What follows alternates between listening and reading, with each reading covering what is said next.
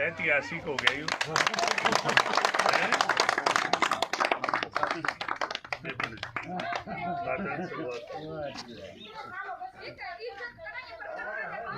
लगातार उद्घाटन हो रहे हैं और लोगों की शिकायतें थी शुरू में कि सरकार काम नहीं कर रही।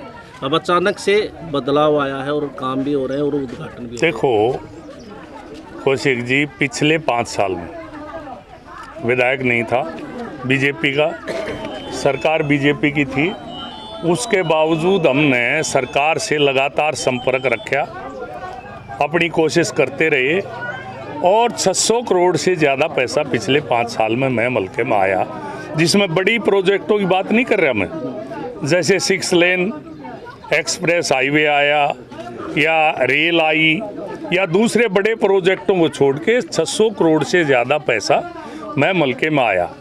अब भी प्रधानमंत्री ने हर नल को जल लगभग 300 करोड़ रुपए जो है महम हल्के के लिए पानी हर घर में जब मिले इस बात की व्यवस्था करी।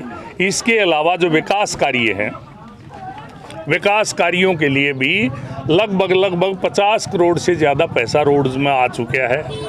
अभी और बहुत सी चीज़ें पाइपलाइन में हैं।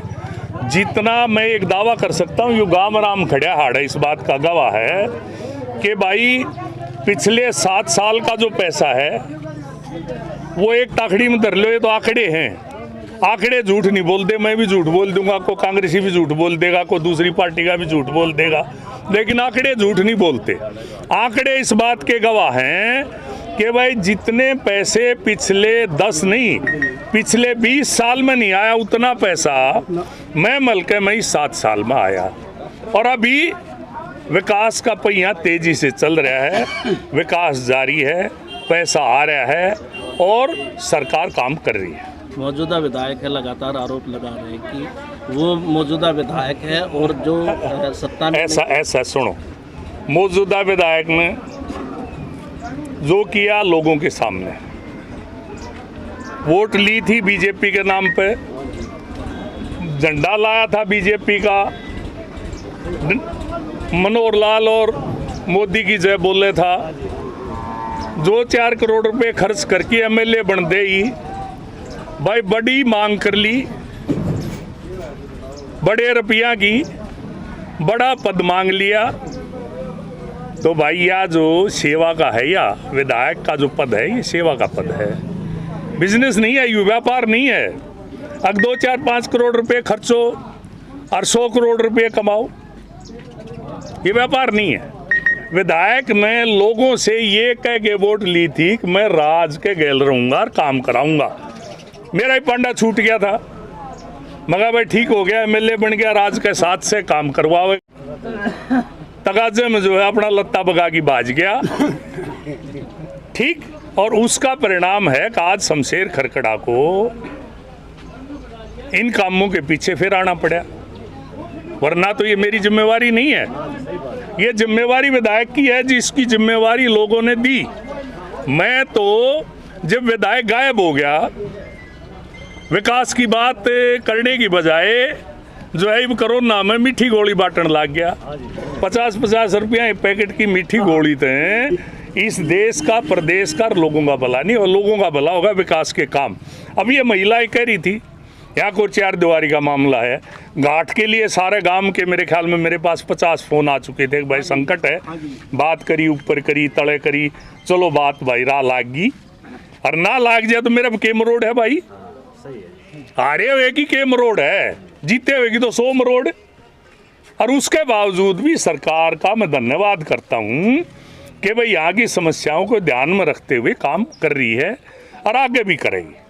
लगातार सरकार के नेताओं का विरोध हो रहा है, आप लोग इसका समाधान क्यों? देखिए, समाधान तो जब आगरे जब को कराव है, ठीक, जो किसान है वो बोड़ा है, अब समझ में आ गया आहिस्ता आहिस्ता।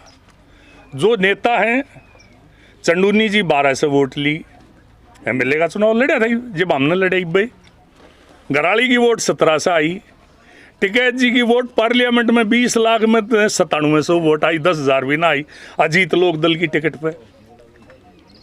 और इवन यूं के हैं कि भाई यूं पार्लियामेंट भी और मोदी भी मारे सारे उंगली के इशारे पर काम करे।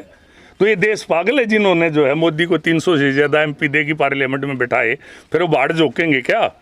मोदी जी ने कहा किसान की आमदनी दुगनी करूंगा। भाई उसने मौका तो दे दो, दुगनी करेगा कि नहीं करेगा? साची बोल रहे हैं कि नहीं बोल रहे हैं? अगर नहीं करे तो 24 मई के कुंभ का मेला फिर आवे है, प्रजातंत्र में वोट ना दियो। लेकिन अब मोदी जी के पास इस देश का विकास का, किसान का, मजदूर का जिम्मेदारी है, और वो जिम्मेदारी को लेके मोदी जी अपना काम कर रहे हैं, सरकार अपना काम कर रही है। उसमें जो ये अराजकता, कुछ एक लोग 1500 लोग जाके किसी की जात के गाहक हो जाए, क्या ये प्रजातंत्र है? क्या इसको प्रजातंत्र कहते हैं? मैं आ रहा हूँ भाई, घाट का काम आ रहा हूँ मैं, तो अपने तो कि मैं काम आ नहीं रहा ना, कि मैं लेगी चंदा लेगी जा दे मौज हो रही है किसान नेताओं की। तो भाई मेरा एक सवाल था, पिछली बार भी मैंने कहा था, ये 1, 2 और 4, 5 नून के ये पिछले 15, 20, 25 साल से किसान आंदोलन कर रहे हैं, किसानों की राजनीति कर रहे हैं। ये किसानों के लिए एक चमत्कार बता दो जो इन्हें करवाया हो, एक। मैं ये चैलेंज करता हूँ, ये गिनाए कि हमने ये चमत्कार कराया। किसान हर बार जो है चमत्कार की उम्मीद में इनके पीछे लगता है, करोड़ों रुपए चंदा करके देता है, और 6 महीने बाद फिर अपने आप को ठगा हुआ महसूस करता है।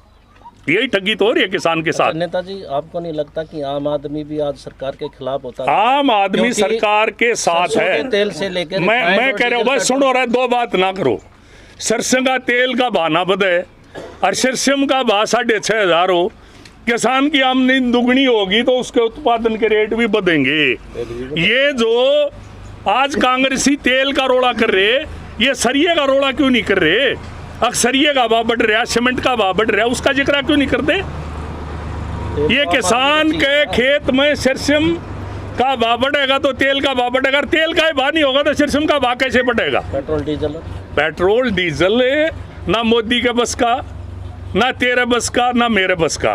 पेट्रोल और डीजल अंतर्राष्ट्रीय बाजार कांग्रेस इसने खोलेगी, कांग्रेस न्यूकेगी। अब सब्जी मंडी की ढाल, इसका रोज का भाव खुलेगा, ऊपर का जो भाव होगा वो यार भाव खुलेगा। मोदी इसमें कुछ कर नहीं सकता।